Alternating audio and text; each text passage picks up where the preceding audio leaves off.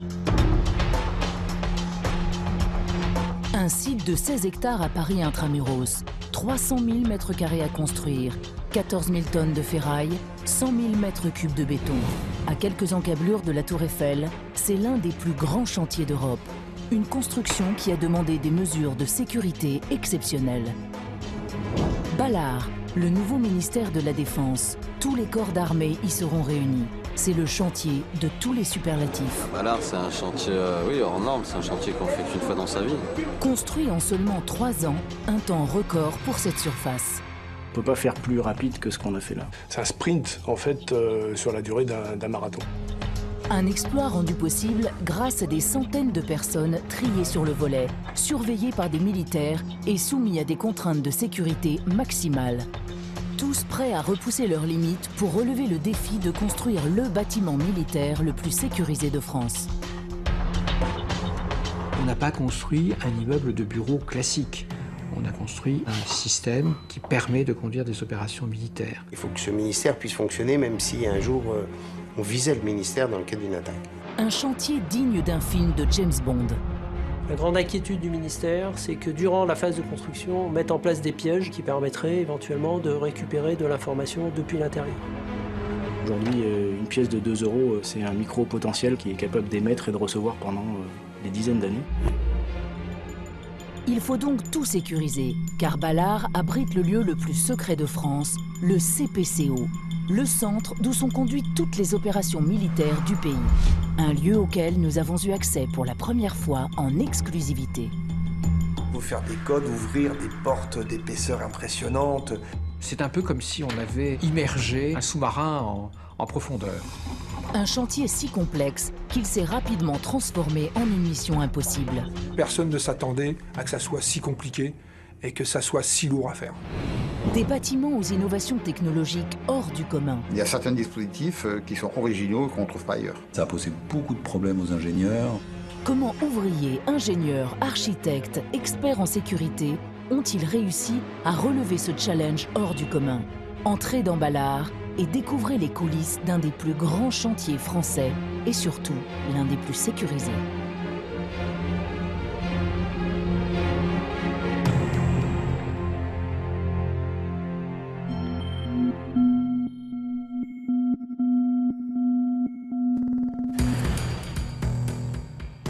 Une immense façade noire et blanche de 36 mètres de haut sur 1 km de long. Une enceinte surveillée 24 heures sur 24 par des militaires dont on ne distingue que quelques formes de l'extérieur. Un projet à plus d'1 milliard d'euros. Bienvenue à Ballard, le nouveau ministère de la Défense. Entre le boulevard périphérique et la Seine, à seulement 20 minutes de l'Élysée, le ministère a pris ses quartiers à Paris, dans le 15e arrondissement, dont il n'occupe rien de moins que 16 hectares, une immense parcelle à lui tout seul. Et qui dit ministère gigantesque dit chantier hors norme. Divisés en plusieurs parcelles, des ensembles de bâtiments doivent être rénovés ou construits. Un chantier dont l'ampleur donne le vertige. Tout est hors norme, c'est-à-dire la quantité, la dimension, la hauteur. Vous imaginez le nombre de portes, de cloisons, de surfaces. Vous avez sur ce bâtiment 8 hectares de façade, plus de 8 hectares de façade. On a manié des échelles qui sont à l'échelle de vrais quartiers parisiens. Pour sortir de terre cette forteresse de béton et d'acier, les équipes ont dû travailler sans relâche pendant plusieurs années. Des hommes qui ont tous été stupéfaits par le gigantisme de cette construction. Le chantier à 16 grues avec 100 000 mètres cubes de béton, 14 000 tonnes de ferraille. C'est un chantier oui, hors norme, c'est un chantier qu'on fait qu'une fois dans sa vie. Un chantier hors norme car ce n'est pas un simple déménagement des différents services du ministère. Pour la première fois, l'armée de terre, l'armée de l'air et la marine, les centres de décision, mais aussi une grande partie du personnel civil de la défense, sont réunis au même endroit. Près de 10 000 personnes enfin regroupées sur un même site. Une véritable révolution pour les armées. L'objectif, donner à la défense française une nouvelle image. Et surtout, être plus efficace dans la gestion des conflits qui nécessitent la coordination des différentes forces armées.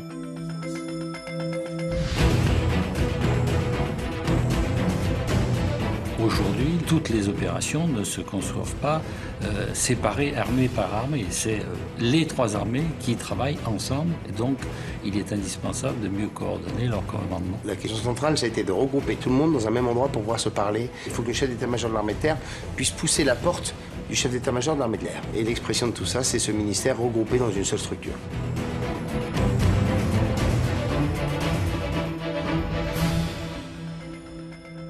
Jusqu'à aujourd'hui, pas moins d'une douzaine de sites étaient éparpillés entre Paris et sa banlieue. Un système jugé obsolète qu'il fallait réformer, quitte à laisser des monuments de grande valeur historique.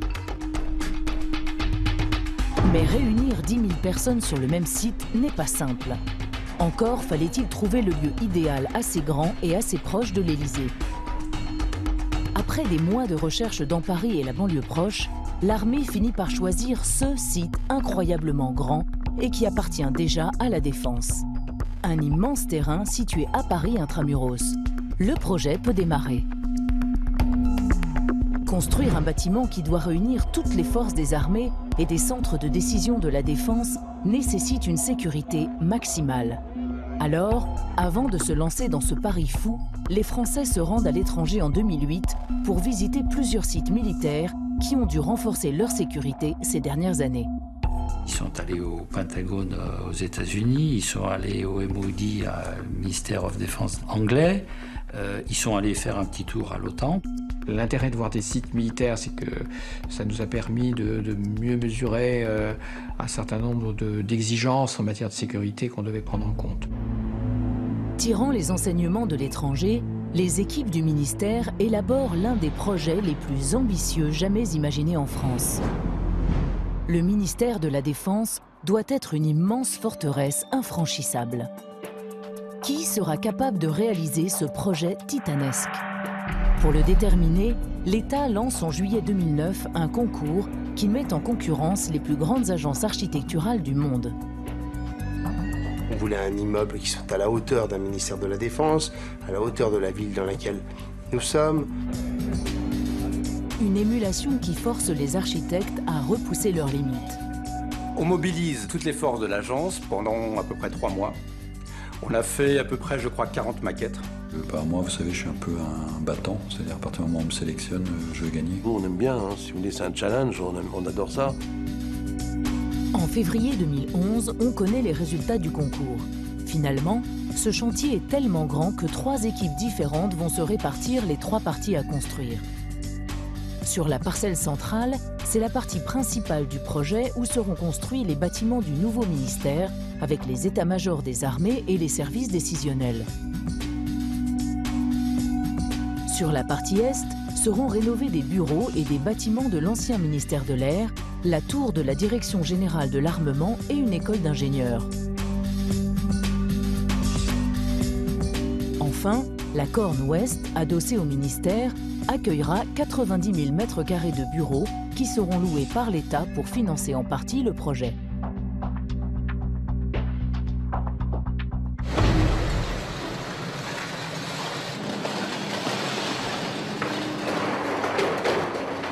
La première phase du chantier démarre sur les chapeaux de roue. Des centaines de camions entrent en action sur cette immense parcelle. Ce n'est pas encore pour construire, mais pour démolir, concasser, dépolluer le sol. On prépare le terrain pendant plus d'1 an. Sur l'ensemble du site, tous les bâtiments trop vétustes et inutilisés par la Défense doivent être rasés pour laisser la place aux futures constructions.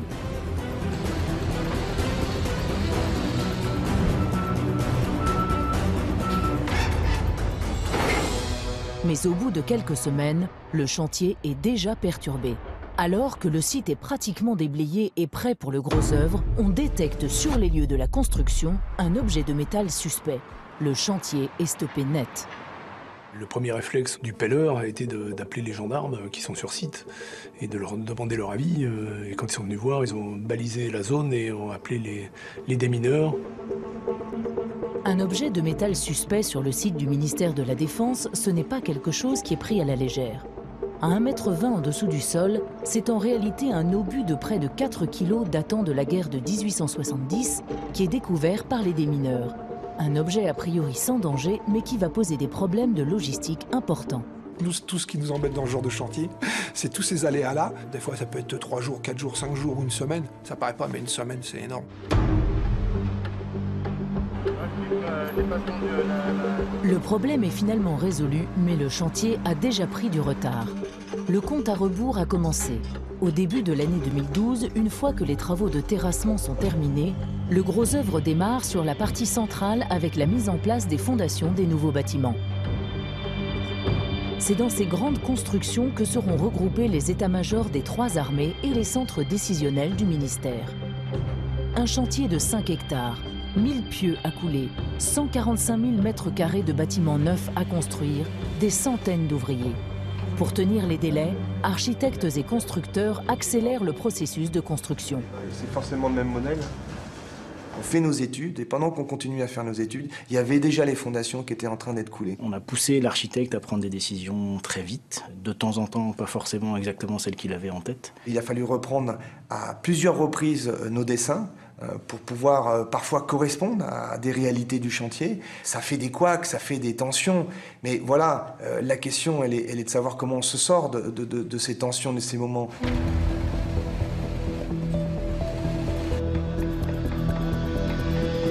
Pourquoi une telle précipitation?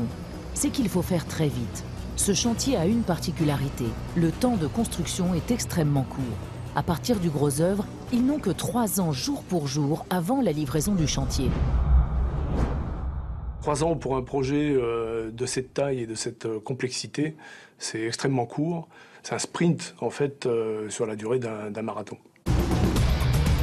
Alors, pour raccourcir les délais de construction, on utilise tout au long du chantier une méthode à l'efficacité redoutable, la construction en top and down. Elle consiste à construire un bâtiment en même temps vers le haut et vers le bas. Sur le terrain à construire, on commence par creuser les trous qui accueilleront les préfondés, pieux et poteaux, qui seront les fondations des bâtiments. Comme la Seine se trouve sous la parcelle, il faut creuser très profondément en dessous du niveau le plus bas du fleuve pour assurer la solidité de l'édifice. Après quoi, on coule le plancher du rez-de-chaussée, puis celui du sous-sol. La méthode du top and down permet de creuser les parties souterraines et d'élever les étages supérieurs en même temps.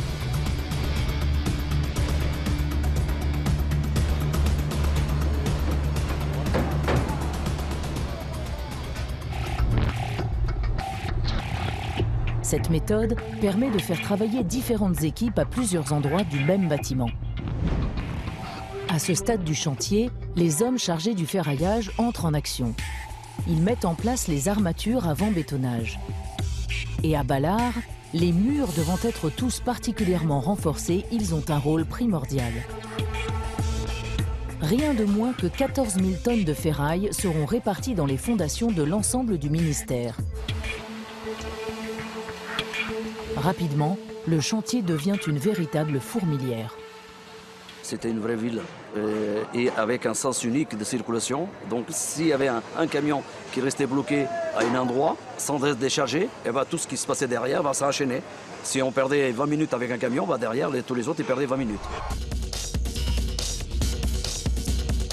On n'avait qu'une entrée et une sortie et une route. C'est-à-dire qu'en fin de compte, un camion rentrait, il faisait demi-tour à l'autre bout et sortait par la même route. Donc ça nous a duré 3 ans, ça a été très très difficile ça. Le périphérique se trouve à 500 mètres de l'entrée du chantier. Il suffit que l'entrée du chantier soit bloquée pendant 1 heure pour qu'on bloque la circulation parisienne. Partout sur le chantier, des tranches horaires de livraison du matériel sont instaurées. Les chauffeurs n'ont que 15 minutes de marge pour arriver à bonne destination. Passé ce délai, ils ne peuvent plus se présenter. Pour les aiguiller, des hommes trafic sont postés à l'entrée et aux différentes étapes du chantier. Hicham, le camion avec les banches qui décharge en G3, il faut le mettre en G4. On avait des équipes logistiques spécialisées qui faisaient que ça, qui géraient les camions en permanence. Et on renvoyait les camions, on leur demandait de ne pas venir si jamais on pensait qu'ils ne pouvaient pas rentrer. Une quinzaine d'hommes trafic orchestrent ce balai de camions, mais sont là également pour contrôler le matériel livré et vérifier qu'aucun camion non habilité n'entre par erreur sur ce lieu hautement sensible.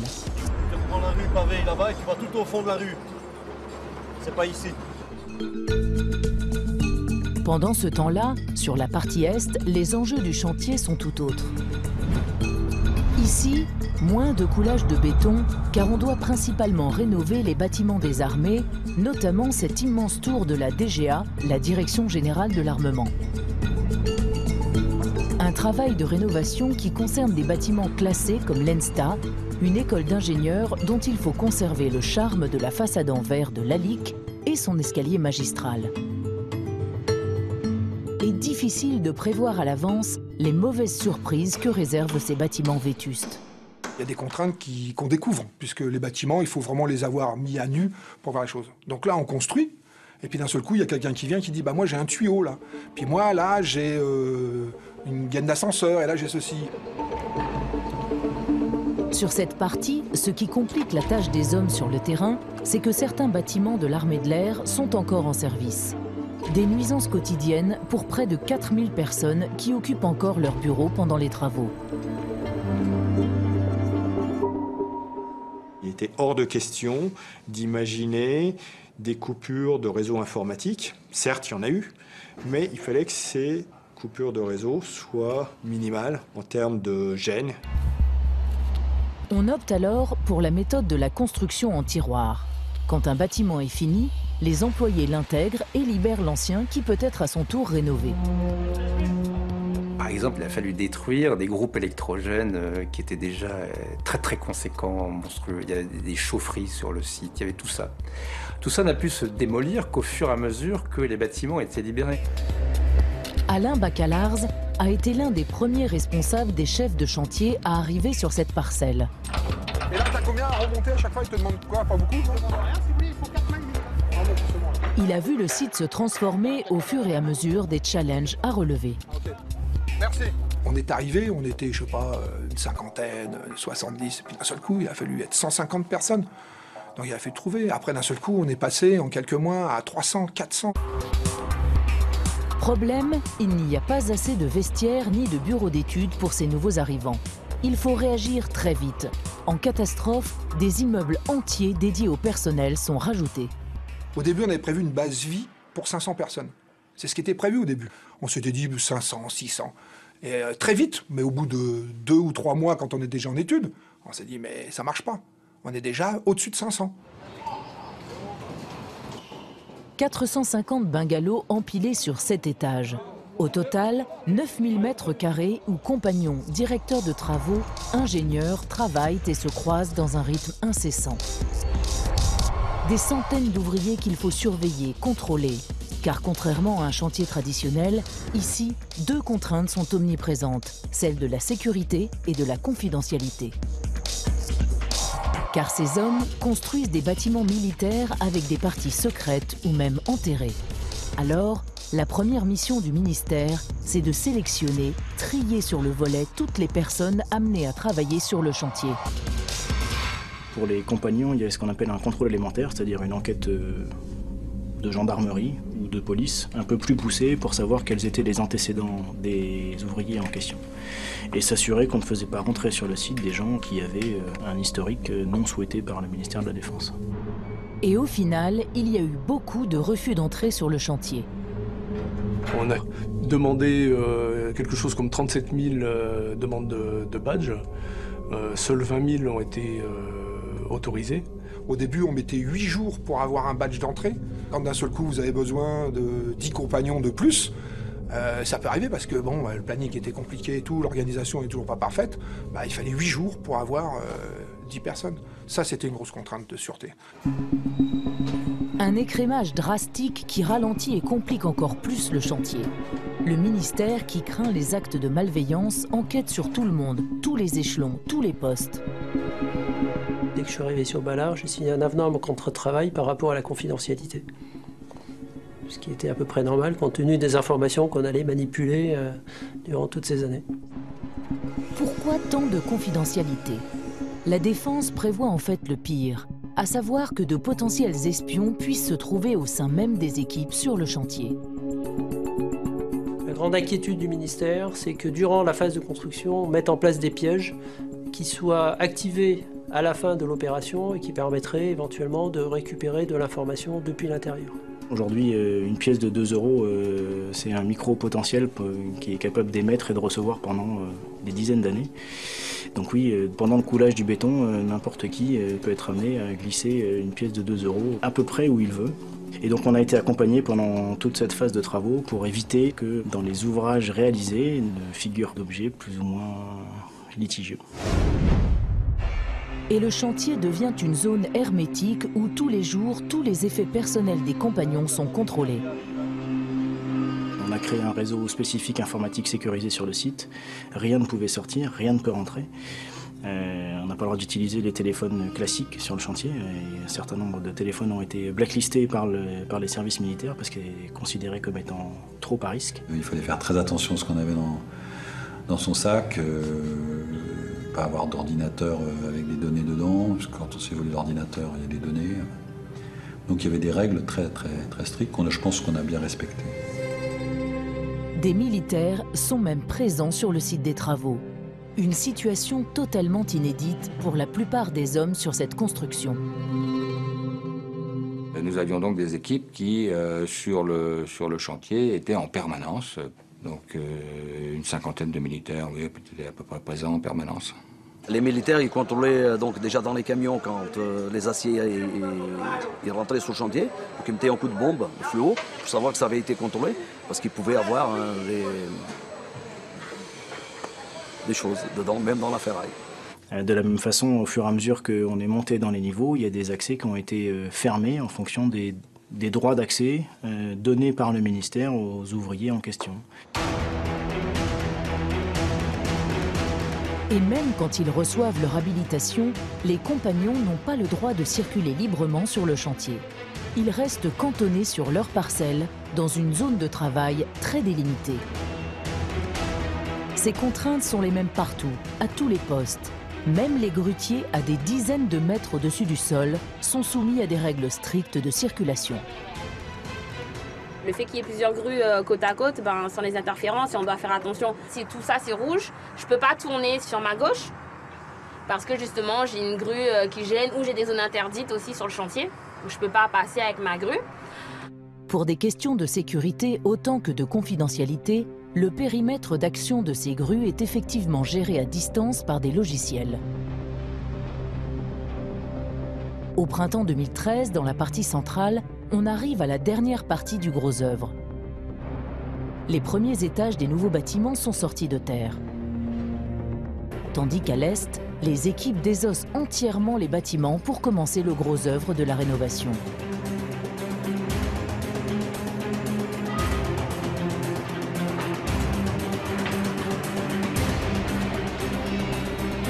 Sous les yeux des riverains, ce chantier se transforme à une vitesse folle et devient par son envergure l'objet de toutes les attentions dans la capitale. Une attention qui, pour le ministère, représente une nouvelle menace pour la sécurité.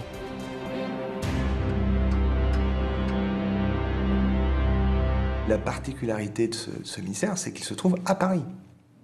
Donc c'est pas dans une zone facilement protégée et tout ça, c'est dans Paris. Et dans Paris, vous avez des gratte-ciel, des maisons de grande hauteur, tout le monde regardait finalement sur ce chantier. Donc il a fallu couvrir des zones, les couvrir pour qu'il n'y ait pas possibilité de faire des photos pendant qu'on avançait. Sur les zones les plus confidentielles, on installe même des dalles capables de brouiller les repérages des satellites. Il faut aussi garder secrète la composition de certains matériaux ou la façon dont on renforce les armatures. Des mesures de sécurité maximales bien plus élevées que dans les constructions standards. On n'a pas construit un immeuble de bureau classique. On a construit un système qui est un système qui permet de conduire des opérations militaires. C'est là que se prendront toutes les décisions, c'est là que se conduiront toutes les opérations les plus sensibles pour la sécurité du peuple français et au-delà. Or, concevoir ce genre de bâtiment demande une expertise très spécifique, inédite pour les équipes du chantier Ballard. Le ministère a donc fait appel à des experts spécialisés dans le domaine de la sécurité. On a créé ce qu'on appelle l'ingénierie défense, ici. ce qui n'existait pas à ma connaissance avant. On s'est d'ailleurs attaché les conseils de spécialistes sur le sujet. Cet homme, qui a fait partie de ces experts, a renforcé Ballard. Il veut garder l'anonymat. Nous l'appellerons Christian X. Il y a des choses qu'on a inventées, mais je ne dirais pas lesquelles, bien sûr. On a inventé certaines choses pour protéger Ballard. Et directement. En point de vue technologique, oui, bien entendu. Il y a certains dispositifs qui sont originaux et qu'on ne trouve pas ailleurs. Le bâtiment a été conçu de telle sorte qu'il puisse résister à une explosion qui pourrait y avoir à proximité et qu'il puisse présenter des garanties de sécurité, quelles que soient les circonstances. Le ministère doit pouvoir résister au pire. Les architectes ont dû imaginer un bâtiment indestructible. Dans tous les détails, dans tous les éléments, dans toutes les dimensions, nous avons pris en compte le risque d'attaque, le risque d'une attaque terroriste ou autre. Je peux vous dire par exemple que les bétons sont supérieurs à ce qu'on fait dans un immeuble où vous habitez aujourd'hui, que les ferraillages sont surdimensionnés, et puis après avec des systèmes de sécurité intégrés dans le béton, genre de choses comme ça. La plupart des ouvrages d'ingénierie défense sont aujourd'hui cachés. Ils ne se voient pas. C'est le principe, c'est qu'ils sont cachés dans les murs, cachés dans les plafonds, cachés dans les gaines, cachés un peu partout. Des experts en sécurité défense, des ouvrages cachés. La construction de Ballard ressemble au scénario d'un film d'espionnage. Vous vous souvenez dans le film Mission Impossible, je crois qu'il pénétrait dans une banque où il y avait des portes épaisses comme ça, avec des serrures invraisemblables. Ballard, c'est un peu ça. Les hostiles de James Bond qui arrivent à rentrer par un trou de souris et à se faufiler dans une gaine de ventilation, c'est des choses qui sont sans doute faisables sur tout autre bâtiment que celui-là. Même si demain matin on a un fou, avec tout ce qui se promène aujourd'hui, on pourrait dire, qui vient de moins avec une voiture blindée, il rentre dans la porte, il rentre dans la porte, il va s'arrêter à la porte ici. Il va pas aller plus loin, avec tout ce qu'on a construit, il va pas aller plus loin. À l'image de cette construction hors norme, les architectes ont conçu des portes colossales, d'immenses plaques noires qui s'inspirent de la coque des bateaux. On ne peut pas rentrer avec une petite porte dans le ministère de la Défense. On a besoin de solennel, on a besoin de régalien. Je reçois une grande délégation chinoise, coréenne, brésilienne, américaine. Il faut de l'honneur. Les dimensions des portes et le système de jointure que les architectes ont imaginé sont tellement complexes qu'ils ont dû au préalable travailler sur d'immenses prototypes pour tester les matériaux. Là, quand tu tapes, t'as vraiment un poids. Mais les architectes se trouvent face à un problème. Aucune entreprise ne semble capable de réaliser cet ouvrage magistral en respectant les coûts et les délais. On a tout essayé, les Allemands, les Japonais. En France, on a des savoir-faire en France extraordinaires sur les métaux, avec des entreprises reconnues mondialement. On n'a pas trouvé. En fait, on s'est retrouvé avec cette question, qui peut faire cette porte ? Après 9 mois de recherches infructueuses, c'est finalement, contre toute attente, une petite entreprise de chaudronnerie située dans la Sarthe qui va réussir à travailler des plaques de tôle aussi épaisses. Elle relève ce pari fou de construire en un temps record la plus grande porte de France. Il reste un nouveau défi, arriver à les installer en plein trafic parisien sur le boulevard. Les hommes n'ont pas le droit à l'erreur. On a été obligé de couper la ligne de tramway pour pouvoir travailler et mettre en place ces éléments-là. Et évidemment, ça ne se fait pas. On ne coupe pas les lignes de tramway comme on veut sur Paris. Donc ça a été des petits challenges systématiques à chaque fois. Et le jour J, le miracle s'opère. Le squelette de la porte, une immense charpente en acier, se fixe impeccablement sur le béton. On ajoute sur celle-ci les plaques de métal jointes les unes aux autres. Le défi est réussi. J'espère que ça va tenir.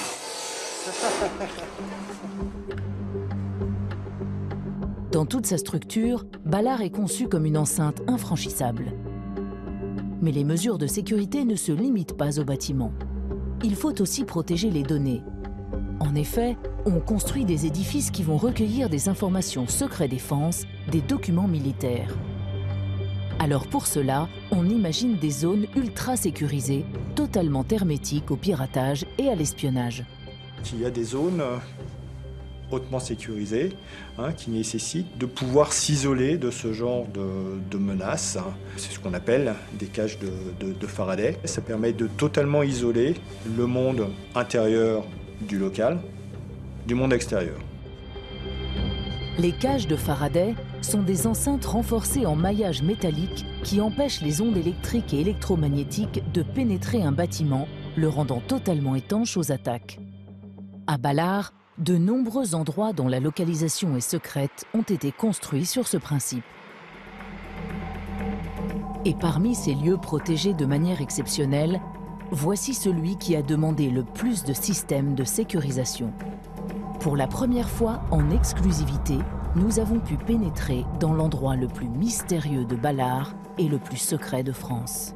C'est le CPCO, le Centre de planification et de conduite des opérations militaires de la France. Des bureaux occupés par des militaires 24 heures sur 24 qui veillent à la sécurité du pays. Un endroit qui doit être indestructible, inatteignable. Un véritable bunker, enterré à plusieurs dizaines de mètres sous terre, quelque part sous le bâtiment. On pourrait dire que c'est une grande boîte. Une partie de cette boîte est enterrée sous une épaisse dalle de béton. C'est un peu comme si on avait immergé un sous-marin en profondeur, avec une capacité d'autonomie et de résistance aux agressions extérieures. Il y a de l'air, il y a des groupes électrogènes, il y a tout pour tenir je ne sais pas combien de temps, mais c'est un bunker, enfin c'est un énorme bunker avec des portes énormes. C'est des moyens d'y accéder qui sont dignes de films d'espionnage où il faut faire des codes, ouvrir des portes d'épaisseur impressionnante. Mais c'est vrai que c'est un univers qu'on a pu voir au début et qui, au fur et à mesure qu'il se construisait, nous avons eu, même nous, une impossibilité d'y aller. Car contrairement aux autres bâtiments, c'est le seul endroit que les architectes n'ont pas pu concevoir. Le chantier du CPCO a été une zone classifiée secret défense. Nous y avons pratiquement rien fait. Une enveloppe, c'est tout, mais le reste, ça a été fait par d'autres. Pour l'imaginer, le ministère a fait appel à des architectes spécialisés dans le domaine de la défense, envoyés spécifiquement pour cette mission ultra sensible. Et même ceux qui ont été présents sur le chantier ont travaillé sous le sceau du secret absolu. Ils ont signé des contrats de confidentialité qui leur interdit formellement de révéler les secrets de ce bâtiment mystère. La structure du bâtiment est très particulière. Je ne pourrais pas vous en donner les contraintes parce que j'ai absolument pas le droit. Les détails techniques, la nature des portes, des machins, des bidules, bien sûr que c'est mon domaine, mais bien sûr que je ne te donnerai pas. Là, c'est hors de question. Je ne sais pas de quoi vous parlez. Non, je préfère pas qu'on parle de ça. Ça, je ne sais pas si je peux vous en parler ou pas, donc je ne peux pas vous le dire plus loin. Ne rien dire, ne rien dévoiler au grand public, et même sur le chantier, les hommes doivent rester méfiants. Ils communiquent entre eux en suivant des règles militaires. La première règle du chantier, la première qu'on apprend, c'est ce qui s'appelle le besoin d'en connaître. Je ne peux vous expliquer des choses que si elles vous sont utiles pour ce que vous avez à faire pour le chantier. Si c'est de la curiosité ou si ça ne vous est pas utile, alors j'ai pas le droit de vous le dire. Si c'était marqué confidentiel défense, n'importe quel plan, ça pouvait être une photo d'un bâtiment, on pouvait plus les divulguer. Le compagnon qui était sur le chantier, à qui je donnais un plan de ferraillage, s'il avait marqué confidentiel défense, le gars, il pouvait pas bosser avec, en fin de compte. Il fallait qu'il ait une enquête complémentaire, un badge différent et tout ça. Il a fallu prendre des dispositions incroyables qui n'existent sur aucun autre chantier pour préserver cette confidentialité. Travailler avec des documents de nature confidentielle a été très difficile, puisqu'il a fallu d'abord que les gens soient habilités pour aller sur ces documents, et ces documents étaient consultables qu'en certains lieux spécifiques. Il y a eu des périodes où, effectivement, on était obligé de rentrer dans un petit local pour aller voir des plans et en ressortir pour pouvoir incorporer des éléments, sans les nommer, sur nos propres plans. L'objectif était de faire en sorte que quand vous aviez un document, on ne puisse pas en assembler plusieurs pour avoir une vue globale. Des règles militaires spécifiques au ministère de la Défense que les directeurs de travaux ont dû faire appliquer à la lettre. Et dans ce contexte très rigoureux, aucune erreur ni négligence n'est acceptée sur le chantier. Contrairement à un chantier traditionnel où les plans ils restent le soir sur les bureaux, là on avait les militaires qui passaient tous les soirs dans les bureaux de chantier pour vérifier qu'il n'y ait pas des plans qui traînaient. Ils vérifiaient également que nos chefs de chantier en phase de construction de grosses œuvres ne laissent pas des plans dans leur petite baraque sur le chantier ou sur leur plan de travail. Divulguer ces informations secrètes, ce serait encourir une sanction de plusieurs milliers d'euros d'amende et même de plusieurs années de prison. Les plans découverts hors des zones confidentielles sont systématiquement détruits et les fautifs convoqués.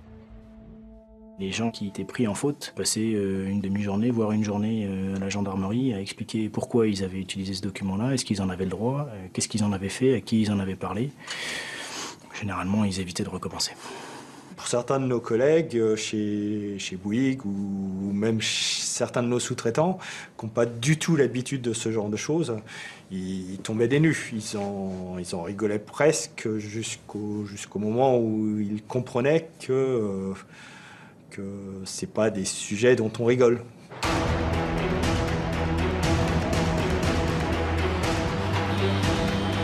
À l'automne 2013, sur la partie centrale, tous les étages sont montés et la charpente presque terminée. Mais il reste les 8 hectares de façade à poser, composés de différentes sortes de panneaux verts et bleus. C'est un véritable puzzle à reconstituer. À l'est, les équipes sont très occupées par la rénovation des bâtiments situés à la base de la tour de la DGA, la Direction Générale pour l'Armement. Sur les 2 parcelles principales, il faut impérativement que l'étape du gros œuvre soit terminée dans un mois. Alors pour respecter les délais, le rythme s'accélère. Sur les toits, des équipes se relaient dans un rythme effréné pour rendre étanches les bâtiments. Sachant qu'il faut environ 3 semaines pour mettre hors d'eau 500 mètres carrés, il n'y a pas une minute à perdre. En cet hiver 2013, les ouvriers sont fortement retardés par la pluie, alors qu'il ne reste plus qu'un mois avant la livraison du ministère. Les visiteurs qui n'étaient pas sur le site rentraient chez eux en disant on n'y arrivera pas, c'est pas possible. Tous les collaborateurs, à commencer par moi, à un moment donné se posent la question, est-ce que je vais être capable de réussir la tâche qu'on m'a donnée, quoi, hein. Pour finir la structure, les hommes se relaient nuit et jour. J'avais des équipes qui démarraient à 7h le matin et on finissait à 23h45 pour que les gars attrapent le métro de minuit. Et il y a même des endroits, alors ça c'est plus à l'ouest, il y a des gens qui faisaient les nuits pour travaux spécifiques.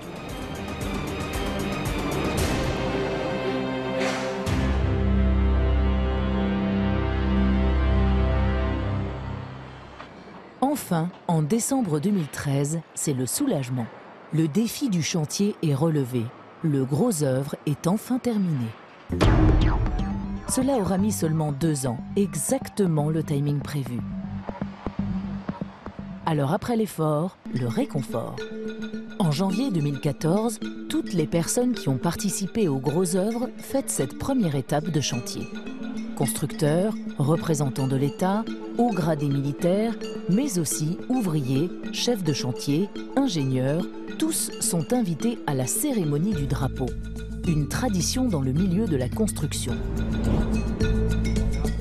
À cette occasion, le ministre de la Défense vient visiter le chantier. Il découvre l'ampleur de la tâche accomplie. Puis, traditionnellement, un plat typique de cette cérémonie est servi, le gigot bitume. Gigot bitume, c'est du gigot cuit dans un tonneau de bitume qui tourne, du bitume chaud. C'est aussi l'une des rares occasions qu'ont les ouvriers des différentes parcelles pour se rencontrer. Et c'est surtout le moment où l'on remercie ceux qui passent la main aux prochaines équipes, celles du second œuvre. Car il n'est pas question de ralentir le rythme. Le chantier poursuit toujours sa course folle. Quand le second œuvre démarre, en mars 2014, il reste 1 an jour pour jour avant la fin du chantier. À l'est, il faut finir la rénovation des sites et créer de nombreux espaces verts sur une parcelle où les architectes se sont engagés à ce que la nature représente la moitié du site. Sur la partie centrale, il faut achever les façades, la toiture et les nombreux équipements techniques dont les bâtiments vont être constitués. En effet, il y a toute une immense partie intérieure que les équipes doivent aménager en suivant des règles de sécurité et de confidentialité tout aussi importantes que dans le gros œuvre. En un an, la tâche à accomplir paraît énorme, car rassembler près de 10 000 personnes sur un même site nécessite de mettre à leur disposition un grand nombre de services et d'aménagements. Des espaces de vie que les architectes ont dû complètement intégrer dans leur projet. Finalement, on construit une ville parce qu'il y a de l'espace public, il y a des bureaux, il y a 2 crèches, il y a une piscine, il y a un coiffeur, il y a un des plus grands restaurants d'entreprise, le Metz. Il y a un pôle média avec des amphithéâtres. Voilà, on est vraiment dans un bout de ville et c'est vrai que rien que ça, mettre ensemble et faire fonctionner tout ça, c'était un grand challenge. Ballard, c'est un chantier hors norme par ses dimensions, hors norme par les incroyables contraintes de temps auxquelles les hommes font face. Mais ce n'est pas tout. Architectes et constructeurs se sont donné un objectif, que Ballard soit exemplaire en termes d'économie d'énergie sur l'ensemble des bâtiments. On sait bien que des bâtiments climatisés, c'est des bâtiments extrêmement consommateurs en énergie, donc les bâtiments ne sont pas climatisés, ils sont rafraîchis seulement. Ils sont rafraîchis par de l'eau qu'on est allé chercher dans la nappe phréatique qui est à 14 degrés, qui l'hiver contribuera à chauffer et l'été contribue à rafraîchir. On utilise aussi en récupération toute la chaleur dissipée par les installations informatiques.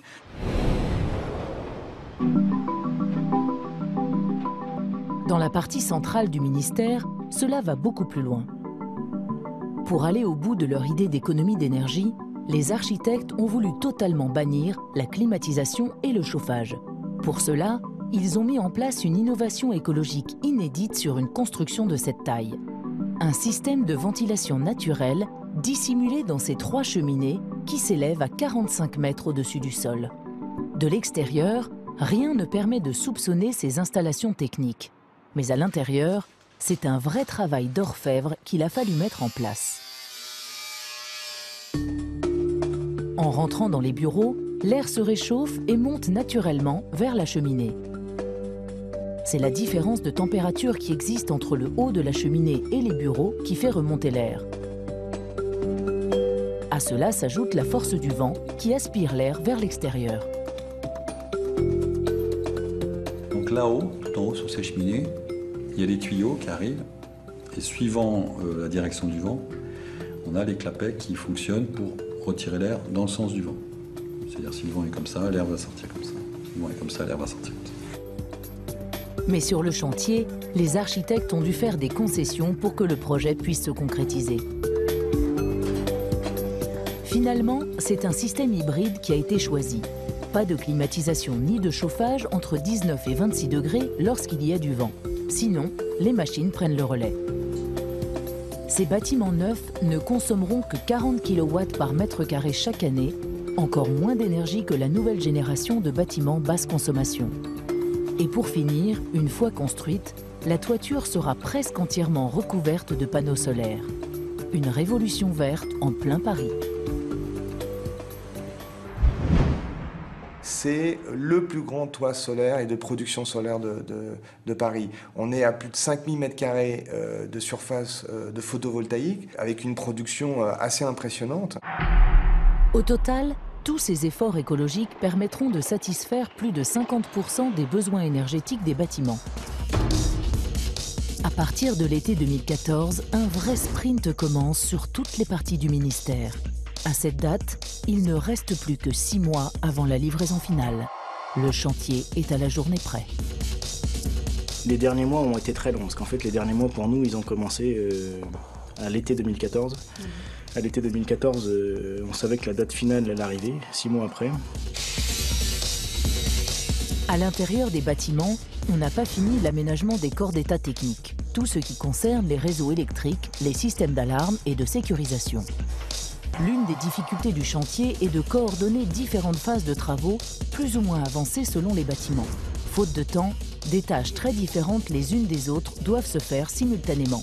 Là, tu l'alignes comme là par rapport au capteur. Pour pouvoir poser un contrôle d'accès ou une détection d'ouverture sur une porte, encore faut-il que la porte soit posée, que la peinture soit faite. Souvent, il fallait que nos systèmes soient prêts alors que la peinture n'était pas encore sèche. Les systèmes de surveillance doivent être prêts car les premières équipes commencent déjà à emménager pour préparer l'exploitation du site. Pour pouvoir entrer à Balard, il faut respecter les mesures de sécurité draconiennes propres au ministère de la Défense. C'est un déménagement sous tension qui commence. Le déménagement, c'est pas fait dans des camions banalisés, sous aucun contrôle. Les documents confidentiels partent dans des camions qui sont plombés par le ministère et le transfert des documents dans les bâtiments se fait sous protection et avec un maximum de garanties. À quelques mois de la fin du chantier, les bâtiments sont presque terminés, mais il reste un ouvrage symbolique à finir de construire. Une passerelle qui doit relier la partie centrale à la partie est du ministère. Une construction à 12 mètres au-dessus du sol. Pour cela, on a été obligé de construire un pont provisoire énorme de 25 tonnes, capable de soutenir l'ensemble. Ce n'est pas sans poser quelques problèmes logistiques au-dessus d'une voie de circulation très dense menant au boulevard périphérique. En amont, une année entière de préparation a été nécessaire pour organiser la fermeture des rues, l'interruption du tramway et la mise en place de cette structure qui doit relier les deux parties.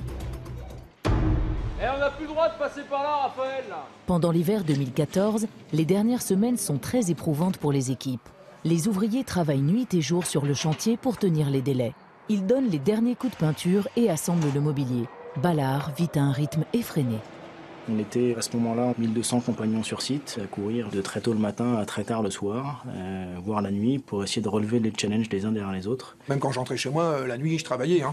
Voilà, vous travaillez dans votre tête, je prenez des petits papiers, vous réveillez, vous notez, vous revenez. Voilà. Il y a même des fois où vous venez plus tôt, où vous vous dites il faut que j'aille sur le chantier maintenant parce que j'ai un truc dans la tête puis ça part jamais. Tout le monde, on y a laissé un bout physique, mental et tout. Oui.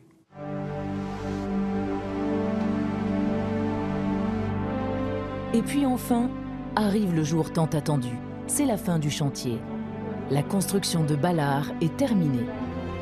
Le 27 février 2015, Jean-Paul Baudin, secrétaire général pour l'administration, est accueilli solennellement aux portes du ministère. Il fait une visite de fin de chantier pour préparer l'inauguration du bâtiment.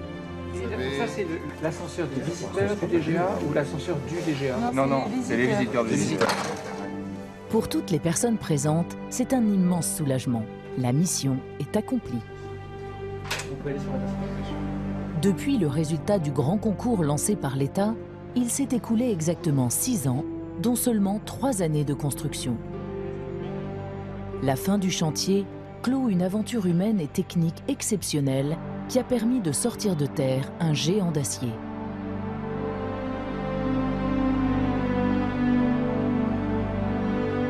Et quand le chantier est enfin terminé, c'est avec une certaine émotion que les hommes laissent le ministère derrière eux. Là, je suis en train de faire mes valises pour partir bientôt.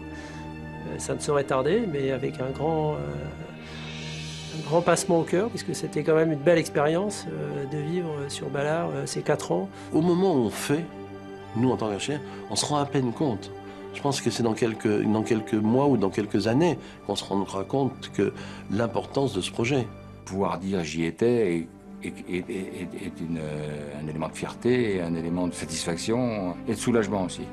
Personne, je pense, personne, mais je dis personne, même très haut, je n'ai pas peur de le dire, personne ne s'attendait à que ça soit si compliqué et que ça soit si lourd à faire. En passant devant le site, on ne peut pas ne pas avoir ce petit pincement encore, cette fierté d'avoir participé à quelque chose d'extraordinaire. Quand je passe devant avec mes enfants, ils n'arrêtent pas de crier, c'est papa qui a construit. Évidemment, papa, il n'a pas construit tout seul, c'est pas possible, mais il en a fait partie.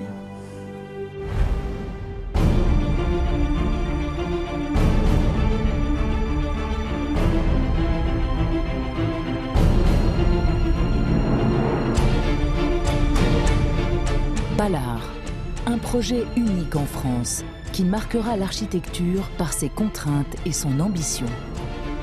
Un bâtiment voué à donner une nouvelle image des armées et une construction aux innovations technologiques fortes, résolument ancrées dans le XXIe siècle. Un pari fou et risqué, mais qui au final restera comme l'un des chantiers les plus ambitieux jamais imaginés en Europe et qui restera dans l'histoire.